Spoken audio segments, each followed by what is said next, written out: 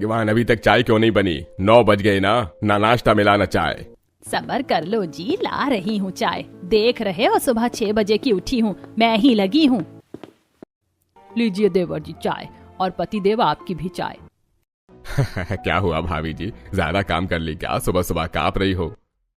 अब बूढ़ी हो रही हूँ तो बीमारियां तो लगी ही रहेंगी ना देवर जी। और देखो तो छोटी देवरानी जी तो सर्विस वाली हैं, आपकी बीवी बिजनेस संभालती है घर का, और मैं बूढ़ी अकेले कितना काम कर पाऊंगी। दीदी तो ऐसा कह रही हैं कि मैं और छोटी जेठानी जी काम ही नहीं करती। मैं तो बस ये कह रही हूँ कि मेरी अब उम्र नहीं रही काम करने की। अगर एक बेटा होता तो अभी बहू के हाथ की बनाई चाय पी रही होती। मेरी तो 3 बहुएं हैं, लेकिन मजाल है अभी तक किसी ने 1 गिलास बादाम का दूध ला कर दिया हो। ताई जी, माँ, चाची, मेरा प्रोटीन शेक क्यों नहीं बना अभी तक? मम्मी स्कूल लंच दो जल्दी से, बस का टाइम हो गया है। अरे सुषमा जी, अब सोफे पर अंगड़ाई लेना छोड़ो और जल्दी से लंच पैक कर दो। अभी घर की महिलाओं ने ढंग से चाय नहीं पी थी कि फिर से काम में लग गई थी। सुषमा, कांति और सुरभि जल्दी जल्दी सभी का डिब्बा पैक करती हैं और नाश्ता टेबल पर लगाती हैं, जिसके बाद सभी नाश्ता करके अपने अपने काम पर चले जाते हैं। क्या बात है देवरानी जी, आज तुम काम पर नहीं गई? नहीं दीदी, घुटनों में बहुत दर्द हो रहा है, इसीलिए आज मैंने दफ्तर से छुट्टी ले ली। तुम हमसे छोटी हो, अभी से तुम्हारे घुटने दर्द होते हैं। हमारा सोचो, इतना बड़ा बंगला संभालना भैया अब तो मुश्किल हो रहा है। तुम तो बेटे वाली हो, तुम्हें क्या दिक्कत? अभी तक मेरा बेटा हुआ होता तो घर में बहू होती।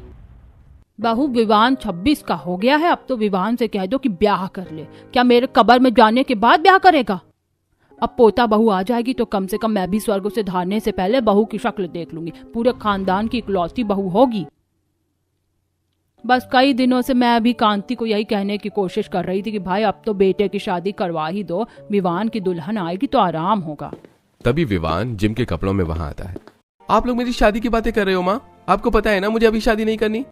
अरे विवान बेटा, अभी शादी नहीं करेगा तो क्या बुढ़ापे में करेगा? इतने बड़े बंगले का इकलौता वारिस है तू। तेरी चाची, ताई, माँ सब बूढ़ी हो गई है, और हमारी नहीं तो कम से कम दादी की चिंता कर ले। क्या दादी, मुझे आप शादी करवा कर फंसाना चाहती हो? 26 का हो गया है, अभी ब्याह नहीं करेगा तो क्या बुढ़ापे में करेगा? अरे बेटा ब्याह कर ले, इस बंगले को संभालने वाली आ जाएगी, और तुझे भी देखना, तेरी बॉडी पहले से कितनी कम हो गई है। तेरी डाइट का भी ख्याल रखेगी वो। बढ़िया दादी, कुछ नहीं तो मेरे जिम और डाइट का ही वास्ता दे दिया आने में। अभी शादी नहीं करना चाहता। चलो मेरा नाश्ता लगा दो, फिर मैं भी तैयार होकर ऑफिस जाता हूँ, वरना पापा डांटेंगे। विवान कुछ देर में तैयार होकर नीचे आता है और नाश्ता करके ऑफिस के लिए निकल जाता है। जिसके बाद घर की सारी महिलाएं पूरे बंगले में साफ सफाई करने लगती हैं और बर्तन, किचन, खाना सब काम निपटाने लगती हैं। बड़ा सा बंगला होने के कारण घर में काम भी ज्यादा था। वैसे तो उनके बंगले में एक नौकर था जो बागवानी, बाहर से सब्जी लाना और घर के छोटे मोटे काम में मदद करता था। ऐसे ही एक दिन बीत रहे थे। कांति जी और उनकी दोनों देवरानी और जेठानी सुबह में जल्दी उठती, लेकिन उन्हें सोने में रात के 12 बज जाते। घर के काम ही खत्म नहीं होते। वहीं अब सभी को लगने लगा था कि विवान की शादी कर देनी चाहिए। एक दिन अरे ओ गणेश, भावेश और धर्मेश, तुम तीनों भाई को कोई फिक्र होती है घर की या नहीं? क्या हुआ माँ, ऐसे क्यों कह रही हो? विवान की शादी की उम्र हो गई है, वो कहता अभी शादी नहीं करनी है, और मेरी स्वर्ग सुधारने की उम्र हो गई है। बेटा मैं बिना पोता बहू देखे मरना नहीं चाहती हूँ। अब तो मैं चाहती हूँ कि विवान की शादी हो जाए। हाँ, अब 26 का हो गया है वो। इस एज में शादी नहीं करेगा तो कब? मैं विवान से बात करता हूँ। जिसके बाद सभी घर वाले मिलकर विवान से शादी के लिए बात करते हैं। अब आप लोग तो मेरी मानेंगे नहीं, तो मुझे ही आपकी माननी पड़ेगी। ठीक है, मैं शादी के लिए तैयार हूँ, लेकिन मेरी बीवी सुंदर होनी चाहिए। सुंदर नहीं, हीरा जैसी बहू लाएंगे हम। हमारा इकलौता बेटा है इस घर के वारिस की बहू तो सुंदर होनी ही चाहिए। जिसके बाद सभी विवान के लिए लड़की खोजना शुरू कर देते हैं, लेकिन जितने भी रिश्ते आते सब मॉडर्न लड़कियों के रिश्ते आते। एक दिन जब सभी डाइनिंग टेबल पर बैठे होते हैं। अरे क्या लगता है माँ, घर में किस तरह की बहू आनी चाहिए ताकि घर की खुशी बनी रहे? बेटा मैं तो कहूंगी ऐसी बहू लाओ जो हमारे घर की एकता को बनाए रखे। आजकल की बहुओं को देखकर तो डर लगता है, घर में आते घर तोड़वा देती है, पति को लेकर अलग हो जाती है। और मैं इस घर में ऐसी बहू नहीं चाहती जो मेरा घर तोड़वाए और बेटे को लेकर अलग हो जाए। हाँ माँ जी एकदम सही कह रही हैं। अभी पड़ोसन कमला को ही देख लो, उसकी बहू आते ही बेटे को लेकर अलग हो गई। अब कमला बेचारी अकेली ही रह गई इतने बड़े घर में। हमें तो इस घर की लक्ष्मी चाहिए। आगे चलकर उसे इतना बड़ा बंगला संभालना है तो एक जिम्मेदार लड़की ही लानी होगी विवान के लिए। ऐसी लड़की तो शहरों में मिलना मुश्किल है। सही कहा भैया ने। अब तक विवान के लिए हमने जितनी भी लड़कियां देखी हैं, एक भी वैसी नहीं थी जैसी हमारे विवान के लिए चाहिए। सभी की सभी मॉडर्न और ऐसी फैमिली में पली बड़ी हैं जिन्हें अकेले रहने की आदत है। मेरी मानो तो विवान के लिए गांव से लड़की लाओ। गांव की लड़कियां संस्कारी और घर जोड़ कर रखने वाली होती हूँ। माँ जी बिल्कुल सही कह रही, गांव की लड़की आएगी तो घर में सुख शांति रहेगी। धर्मेश जी के घर में सभी सर्विस और बिजनेस वाले थे। जॉइंट फैमिली होने के बावजूद भी सभी खुशी से रहते थे। इसलिए सबके मन में एक ही डर था कि अगर गलती से घर में शहर की लड़की आ गई और हमारा घर टूट गया तो क्या होगा। अगर बहू ने आती विवान को लेकर अलग रहने की जिद कर ली तो क्या होगा। जिस कारण अब घर वाले विवान के लिए गांव की लड़की ढूंढने लगते हैं। बहुत तलाशने के बाद उन्हें एक लड़की के बारे में पता चलता है, बिंदु। बिंदु गांव के पप्पू मास्टर की बेटी थी। बिंदु के घर वाले काफी गरीब मगर संस्कारी थे। वहीं बिंदु के घर। पापा ट्यूशन खत्म हो गई हो तो आके खाना खा लो अब। तेरे पापा को तो बच्चों को पढ़ाने से फुर्सत नहीं मिलती, खाना खाने के लिए कहो ही ना। पप्पू जी ट्यूशन खत्म करके घर में आते हैं। अब क्या करूं, इन बच्चों को पढ़ाऊंगा तो इनका भविष्य बन जाएगा।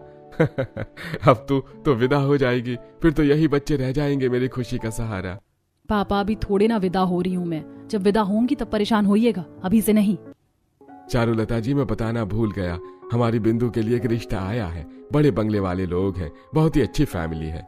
हम इतने अमीर घर में बिंदु की शादी कैसे कर सकते हैं जी, दहेज देने लायक परिस्थिति नहीं है हमारी। उन्हें सिर्फ हमारी बेटी चाहिए, दहेज नहीं। बड़े बंगले वाले लोग हैं, बहुत अच्छा घर खानदान है, शहर के नामी लोग हैं। अजी अगर वो इतने अमीर हैं तो अमीर घर में शादी करते, गरीब घर में क्यों? वही तो पापा, जो इतने रईस हैं तो मुझे क्यों ही पसंद करेंगे?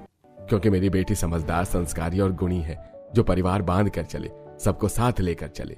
शहर की लड़कियां मॉडर्न होती हैं, उन्हें अकेले पति के साथ रहना पसंद है। उनकी बहू आते ही बेटे को अलग करना दे माँ बाप से, इसलिए वो गांव की लड़की से ब्याह करना चाहते हैं बेटे की, ताकि सब खुशी से एक साथ रह सके। ये तो बहुत खुशी की बात है जी। मैं हमेशा सोचती थी कि बिंदु के दहेज का जुगाड़ कैसे होगा, और देखो यहाँ तो 1 रुपया दहेज देने की जरूरत ही नहीं। लड़के वाले ऐसे ही हमारी बेटी को अपनी बहू बनाना चाहते हैं। क्योंकि हमारी बेटी के संस्कार ही उसके लिए दहेज है।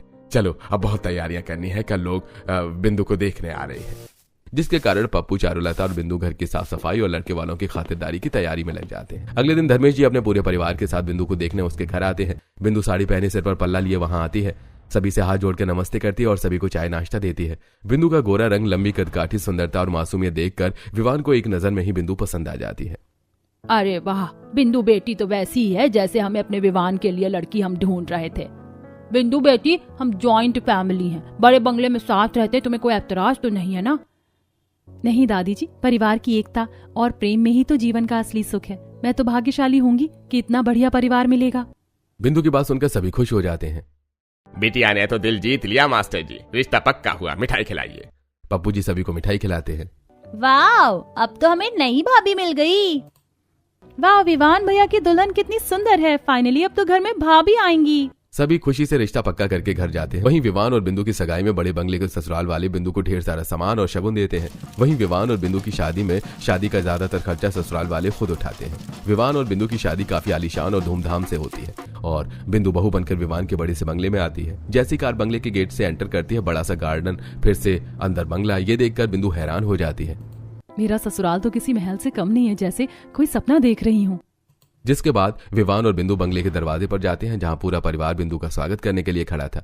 नई दुल्हन को देखकर सभी बहुत खुश थे। तीनों सास मिलकर बड़े ही खुशी से अपनी इकलौती बहू का स्वागत करती हैं। भाभी, इस कलश को पैर से गिराकर अंदर आ जाइए। बिंदु का गृह प्रवेश होता है और वो अंदर आती है।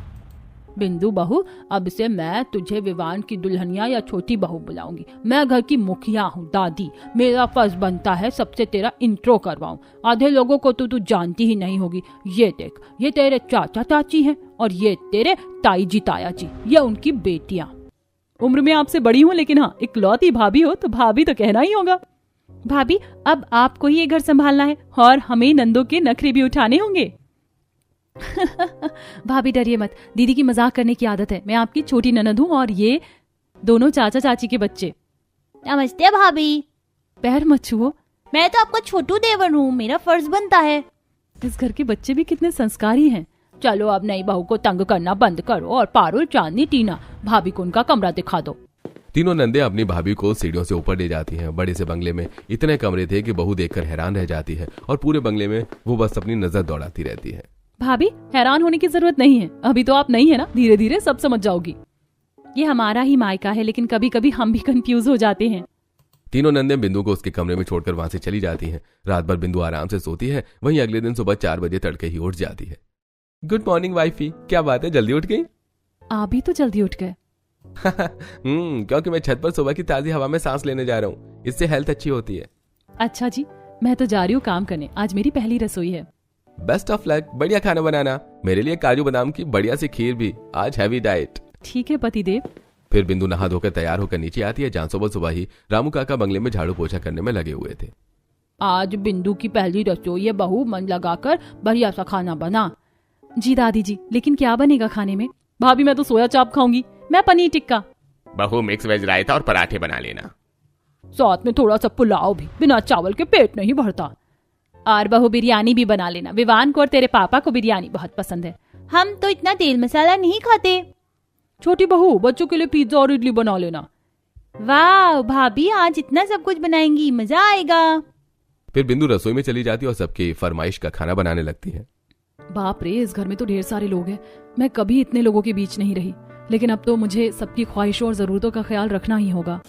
बिंदु जल्दी जल्दी सभी के लिए खाना बनाना शुरू करती है। घर में ढेर सारे लोग थे जो उनकी फरमाइशें भी थी, जिस कारण खाना बनाने में समय लग जाता है। जिसके बाद बिंदु बड़े बंगले के बड़े से डाइनिंग टेबल पर सारा खाना सजा देती है। खाने की खुशबू से ही सभी खुश हो जाते हैं। वाह भाभी ने कितना सारा खाना बनाया, आज तो मजा ही आ गया।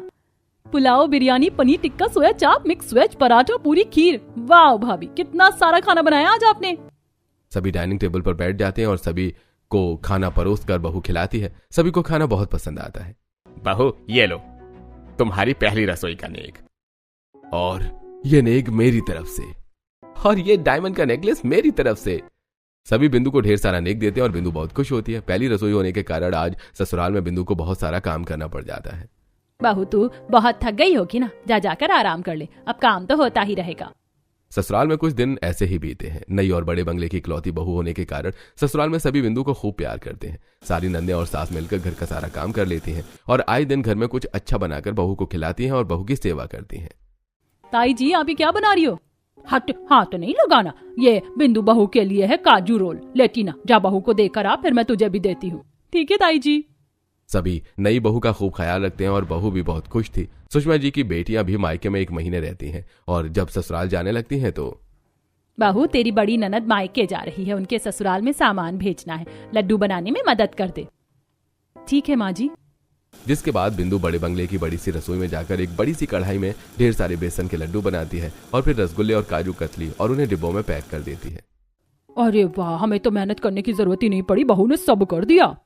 अरे अब तो बहू आ गई है, अब आप लोगों को आराम हो जाएगा। सही कह रहे हो देवर जी। ऐसे ही दिन बीतते हैं। अब बिंदु अपने ससुराल के बड़े से बंगले में धीरे धीरे ससुराल के सारे काम करने लगती है। वहीं रामू काका घर की साफ सफाई और बागवानी और सब्जी वगैरह लाने के काम देखा लिया करते थे। ऐसे ही दिन बीत रहे थे। फिर एक दिन, अरे मालिक मेरी घरवाली की तबीयत खराब है, मुझे अर्जेंट में गांव जाना होगा। कब रिटर्न आओगे? मालिक समय लगेगा, कम से कम 1 महीना तो लगेगा। अगर उसकी तबीयत ठीक हो गई तो मैं जल्दी आ जाऊंगा। ठीक है, अपने पैसे ले ले, फिर जा, काम देंगे पैसे। जी मालिक। जिसके बाद रामू पैसे लेकर अपने बैग लेकर वहां से चला जाता है। वहीं रामू के जाने के बाद अब घर की सारी जिम्मेदारियां बिंदु के सिर आ जाती हैं। क्या बात है, आज फिर जल्दी उठ गई?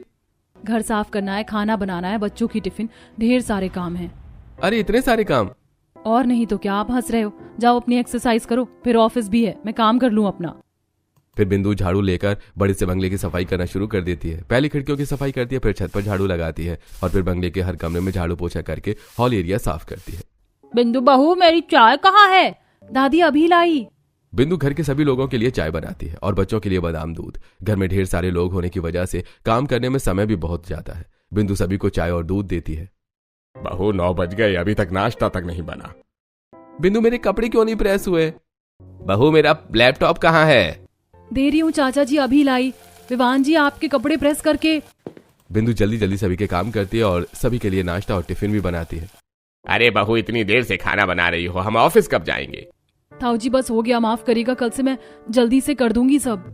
जिसके बाद सभी नाश्ता करके टिफिन लेकर ऑफिस चले जाते हैं। घर में सभी लगभग 45 के ऊपर थे और सभी बूढ़े हो रहे थे, जिस कारण बहू की चाची सास और ताई सास और सास के शरीर में हमेशा दर्द दिखाते रहते थे।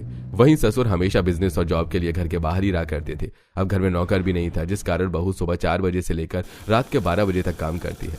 फिर भी बड़ा सा बंगला होने के कारण घर के काम थे कि खत्म ही नहीं होते थे। फिर एक दिन, बहू आज मेरे ऑफिस के कुछ लोग खाने के लिए आ रहे हैं, अच्छे से खाना बनाना। जी चाचा जी। फिर बिंदु रसोई में जाकर काम करने लगती है।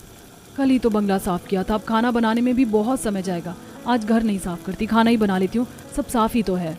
बिंदु फिर रसोई में जाकर घर आने वाले मेहमानों के लिए बढ़िया बढ़िया पकवान बनाती है और भाभी जी के मेहमान जब आते हैं तो बिंदु सभी की अच्छे से खातिरदारी करती है।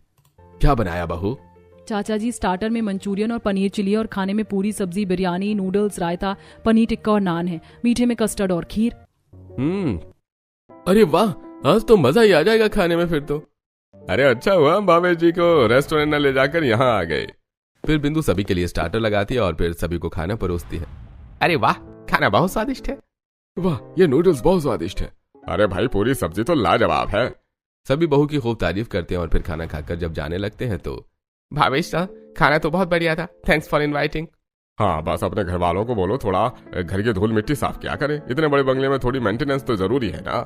राकेश जी की बात भाभी जी को बहुत ही ज्यादा इंसल्टिंग लगती है सारे मेहमानों के जाने के बाद। बहू, ये घर को थोड़ा थोड़ा साफ रखा करो, देखो तो कितनी धूल है डाइनिंग टेबल पर। चाचा जी कल ही घर साफ किया था, आज अगर घर साफ करती तो खाना नहीं बन पाता। बहू, कल खाना खाई थी तो आज नहीं खाओगी क्या? ससुर की बात सुनकर बहू की बोलती बंद हो जाती है। वहीं सभी के खाना खाने के जाने के बाद, बहू बुरा मत मानना, घर की इकलौती बहू हो तो सब कुछ संभालना तुम्हारी जिम्मेदारी है और किसी को दुख नहीं पहुंचना चाहिए। जी ताई जी, अब से ध्यान रखूंगी इन बातों का। अगले दिन बिंदु और जल्दी उठती है और पूरा बंगला अच्छे से साफ करती है। हर शोपीस और हर छोटी बड़ी चीज उठाकर साफ करती है, जिसके बाद नहाकर सबके पसंद का चाय नाश्ता बनाकर टेबल पर लगाती है। बहू सब तो किया, लेकिन मेरी दवाई कौन देगा? खाने से पहले भी तो दवा है ना। जी दादी जी अभी लाई।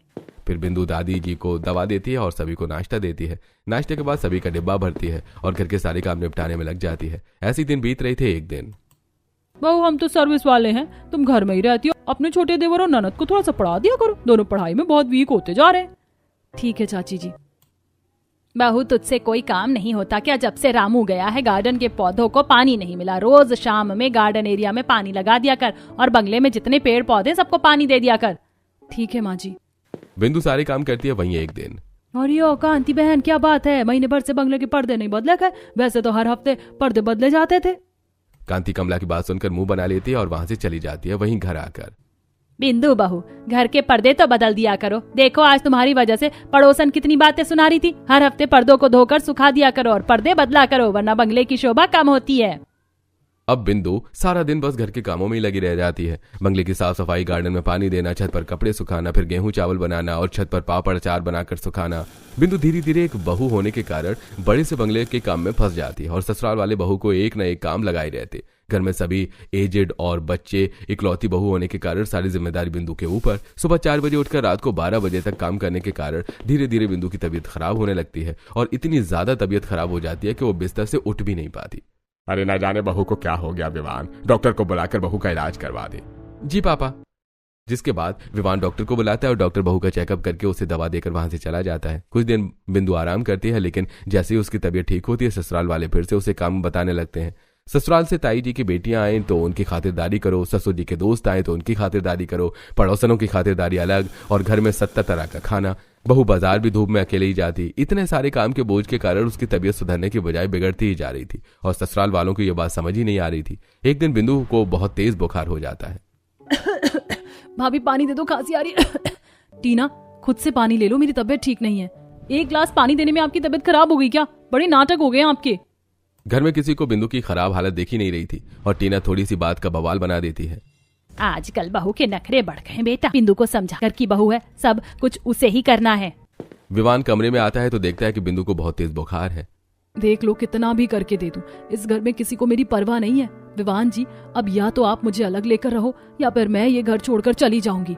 मैं भी सब कुछ देख रहा हूँ। इस घर में कैसे सब तुम्हारी काम की इज्जत नहीं कर रहे हैं और न किसी को तुम्हारा ख्याल है। बस अपनी उम्र और अपनी सेहत को सबको चिंता है। शायद तुम सही कह रही हो, हमें अलग हो जाना चाहिए। जिसके बाद बिंदु विवान के साथ एक छोटे से फ्लैट में शिफ्ट हो जाती है और बड़े बंगले में बाकी परिवार अकेला रह जाता है। आजकल गांव क्या शहर क्या, हर जगह की लड़की अलग ही रहना चाहती है। वही तो हमने सोचा था, गांव की बहू आएगी तो कम से कम एकजुट रखेगी परिवार को, लेकिन इसने भी अपने रंग दिखा दिए, कर दिया हमारे इकलौते बेटे को हमसे दूर। अब तो कुछ कर नहीं सकते। वहीं बिंदु और विवान एक छोटे से फ्लैट में खुश थे। अब तबीयत कैसी है? पहले से बेटर। पापा मम्मी ने बड़ा घर देखकर शादी कर दी, लेकिन इस छोटे से फ्लैट में रहकर एहसास हो रहा है कि घर नहीं, लोगों का दिल बड़ा होना जरूरी है ताकि हम खुश रह सके। यहाँ बिंदु और विवान परिवार से दूर, थोड़े अकेले लेकिन खुश थे। वहीं बड़े से बंगले में अब फिर से चाची, ताई और सास तीनों को घर के काम करने पड़ रहे थे, क्योंकि रामू जो गांव गया था वो वापस आया ही नहीं। अब पतियों के टिफिन, दादी सास की दवा और घर के छोटे बच्चों के स्कूल और पढ़ाई लिखाई की सारी जिम्मेदारी घर की बूढ़ी औरतों के सिर आ गई थी। मम्मी मैंने सैंडविच मांगा था, ये क्या सुबह में पराठे लाकर रख दिए। इतना है तो किचन में खुद हाथ चला लिया कर, ये घर है कोई रेस्टोरेंट नहीं। बहू थी तो सबके पसंद का खाना बनाती थी, यहाँ तो बस एक पराठा और चाय रख दी गई है। इसे ही बनाने में 1 घंटे लगे, घर में इतने सारे लोग हैं। माँ आपने हमारा होमवर्क नहीं कराया, आज तो स्कूल में डांट पड़ेगी, मैं स्कूल नहीं जाऊंगा। भाभी थी तो पूरा होमवर्क कराती थी और रिवीजन भी करवाती थी, अब तो अपने ही काम में बिजी रहती हूँ, मैं पढ़ाती भी नहीं। अब धीरे धीरे घर के सभी लोगों को बड़े बंगले की एक इकलौती बहू की कमी खल रही थी। सबको बिंदु के इस घर के प्रति किए गए एफर्ट्स याद आ रहे थे। एक रात दादी का पैर बहुत दर्द हो रहा था। मेरा पैर बहुत दर्द हो रहा है, कोई तो आओ। सुरभि नींद में सास के कमरे में आती है। माँ जी ये दवा खा के सो जाओ, चिल्लाओ नहीं, नींद डिस्टर्ब होती है। बहू की बात सुनकर भानुमति जी रुआंसी हो जाती हैं। उन्हें याद आ जाता है कि कैसे बिंदु देर रात तक जागकर दादी के पैर दबाया करती थी और फिर सुबह जल्दी ही उठ जाती थी। अरे ओ कांति जी, घर में इतने लोग हो आप, लेकिन इतने बड़े बंगले को मेंटेन भी नहीं कर पा रहे। बहू थी तो कितनी सफाई रखती थी, देखो तो गार्डन के पौधे भी मुरझा गए, छत पर कितनी धूल है और खिड़कियां देखो जैसे जमाने से साफ नहीं हुई। अभी बिंदु होती तो उसे सब काम में लगाए रहते, अगर बहू की थोड़ी इज्जत कर ली होती तो अलग ना रहती। वो बेचारी, उसे तो लाए बेटी बनाकर, लेकिन 6 महीने में बड़े बंगले की इकलौती बहू ने नौकरानी बना दिया गया। अब घर के सभी मेंबर को बहू की कमी खल रही थी और एक साथ सब जाकर बिंदु से माफी मांगते हैं। बहू वापस घर आ जा, हमें अब समझ आ गया है तेरे बिना घर सूना है, हम मिलकर रहेंगे। हाँ बहू, तेरे बिना हमारा बंगला सूना है। जिसके बाद बिंदु को सब घर ले आते हैं और घर के काम करने के लिए 4 नौकर लगा दिए जाते हैं। एक नौकर सिर्फ झाड़ू पोछा करेगा, दूसरा सिर्फ बागवानी, तीसरी को बहू की किचन में मदद करने की जिम्मेदारी मिलती है और एक नौकर घर के और बाहर दोनों के काम देखता है। जिसके बाद अब बिंदु को भी थोड़ा आराम हो जाता है।